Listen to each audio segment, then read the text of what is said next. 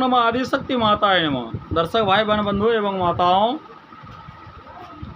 आज चर्चा का विषय वस्तु है राहु ग्रह। ये राहु ग्रह जो है अत्यंत क्रूर ग्रह है,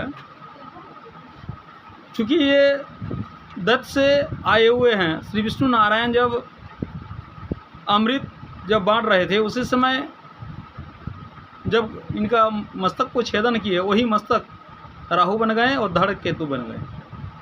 ये जितना क्रूर है उतना दाता भी है।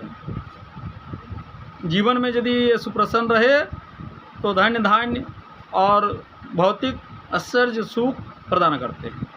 तो आज चर्चा का विषय वस्तु है, राहु यदि 7वें भाव में हो तो इनका फल एवं उपाय क्या है।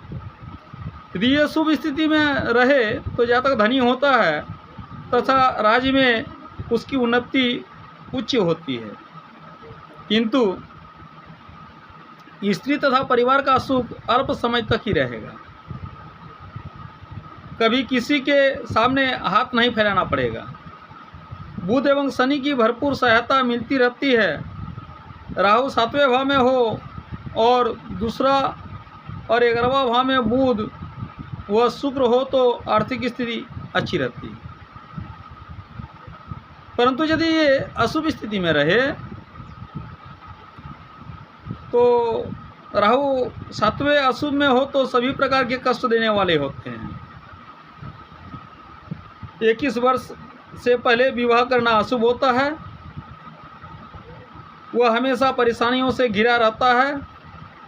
स्वास्थ्य ठीक नहीं रहेगा।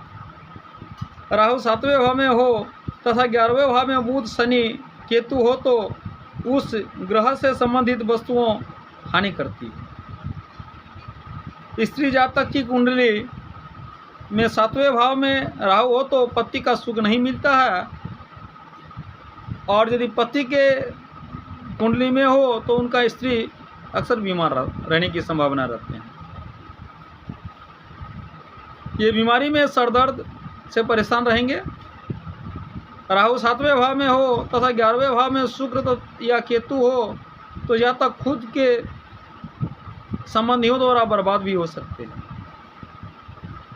अब इसका उपाय क्या है? तो दर्शक भाई बहन बंधुओं एवं माताओं, उपाय के लिए सबसे उत्तम उपाय है कि आप अति सुबह मतलब सूर्योदय के पहले उठना अत्यावश्यक है। इष्टों का मनन ध्यान पूजन कीजिए और दिनचर्या शुरू कीजिए।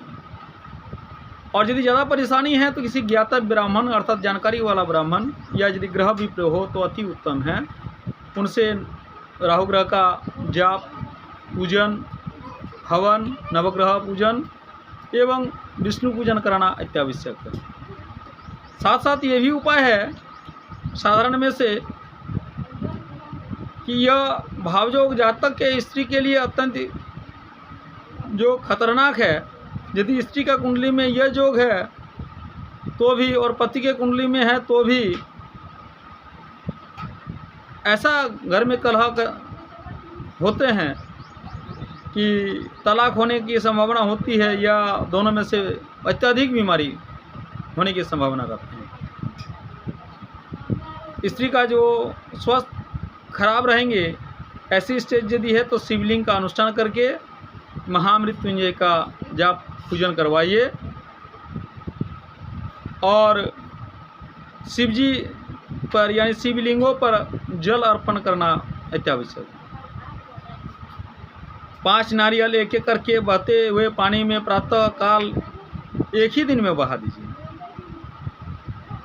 21 वर्ष के बाद हो तो अति उत्तम होगा। 21 वर्ष के बाद ही विवाह कीजिए। यदि इस प्रकार का रहे तो पुरुष भी 21 के बाद ही शादी कीजिए, स्त्री का भी है तो 21 के बाद शादी कीजिए।